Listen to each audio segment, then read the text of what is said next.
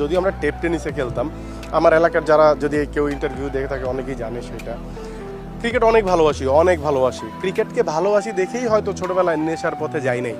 ক্রিকেটকে ভালোবাসি বলেই হয়তো আজ পর্যন্ত মানে বড় কোনো বাজে তকমা আমার গায়ে নাই, কারণ আমি তো খেলার মধ্যে ছিলাম। আইদার ক্রিকেট খেলেছি, নাহলে ফুটবল খেলেছি, আমার এলাকার ছেলেরা তাই করেছে। সো এটার জন্য আমি থ্যাঙ্কস দিতে চাই আমার এলাকাবাসীকে। আমার এলাকায় মাঠ ছিল এবং ঘৃণা প্রকাশ করতে চাই তাদের প্রতি যারা এই বাচ্চাদের খেলার মাঠগুলি দখল করে এরকম করে নিজেদের স্থাপনা তৈরি করতে চায়। আর খেলার প্রতি টান কতটা সেটা তো আপনিই বললেন যে আমার শুটিং আছে, শুটিং ফেলে এখানে আসছি। পরের নেক্সট ম্যাচেও আমার শুটিং আছে। অলরেডি ডিরেক্টরকে বলেছি যে ভাই তোমার যদি আমার সকাল 6টায় সেটে যাইতে হয় আমি রাজি, ভোর 4টায় যাইতে হলে আমি রাজি, বাট আমি মাঠে চলে আসবো ইন টাইম, আমাকে ছাড়তে হবে, আমি কিন্তু ওই সময় শুটিং করবো না। আমাদের যুব সমাজের প্রতি এখন একটা বড় ধরনের অভিযোগ হচ্ছে যে এরা নেশায় আক্রান্ত একটা বড় অংশ।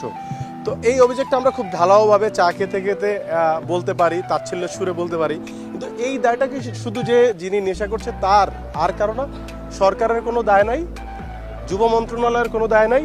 আমি যেই মাঠে ক্রিকেট খেলে বড় হয়েছি আমার এলাকায়, সেই মাঠে এখন 40টা বাড়ি। সো ছেলেরা খেলবে কোথায়? খাস জমি এলাকার, এটা বেশিরভাগ ক্ষেত্রেই এলাকার চেয়ারম্যান মেম্বার দখল করে বসে আছে প্রত্যেকটা এলাকায়। দায় নিয়ে বলতে পারি, আমি নিজে দেখেছি, সবাই না বাট অনেক চেয়ারম্যানের কাজ হচ্ছে এলাকার নির্বাচিত প্রথম কাজ হচ্ছে খাস জমিটা সে দখল করে সেটা ভরাট করে জাল দলিল করে বিক্রি করবে অথবা তার একটা স্থাপনা করবে, এবং এটা দেখার নিয়ম নেই, মনে হয় এটা একটা অলিখিত নিয়ম দেশে। তাহলে পরে আমার দেশের ছেলে ভাইয়ারা যখন যুবকরা বা তরুণরা বা কৈশোর থেকে যারা খেলার মাঠ পাচ্ছে না, ভিডিও গেমস খেলতেছে, ওই 10 জন মিলে বিড়ি খাচ্ছে, এইখানে মোবাইলে লুডো খেলতেছে, ক্রিকেটার বেরোবে কোত্থেকে? মাটি তো নাই। তো এই দায়িত্বটা আসলে আমাদের সরকারের নেওয়া উচিত, যুব মন্ত্রণালয়ের নেওয়া উচিত, বিশেষ করে আমাদের বিসিবির নেওয়া উচিত। আপনি দেখেন আর্জেন্টিনায় যেমন রোনালদো আসছে, আর্জেন্টিনায় যেমন আমাদের আসছে, ম্যারাডোনা আসছিল, এরপর কিন্তু আবার মেসিও আসছে না ভাই? আবার দেখেন ব্রাজিলে যেমন রোনালদো আসছে, এরপরে নেইমার আসছে, আমাদের সাকিব আল হাসান আসছে, আমাদের মাশরাফি ভাই আসছে। মানে এইরকম সাকিব মাশরাফি বাংলাদেশের জন্মায়, এটা প্রমাণিত। কিন্তু আপনারা যদি সেই জন্মটা বাদ দিয়ে তাদের হাতে নেশা তুলে দেন, মোবাইল তুলে দেন, দায় শুধু ওই যে নেশা করতেছে ওই ছেলেটা না, আপনার ভাই। আপনি যিনি সরকারে আছেন আপনার দায় নিতে হবে তো।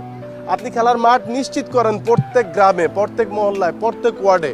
দেখেন দেশের অর্ধেক ছেলেমেয়েরা নেশা ছেড়ে দিবে, তারা খেলায়, তাদের নেশা হবে খেলা, তারা ব্যাট বলের নেশায় পড়ে যাবে, তারা তখন আর মাদকের নেশায় পড়বে না।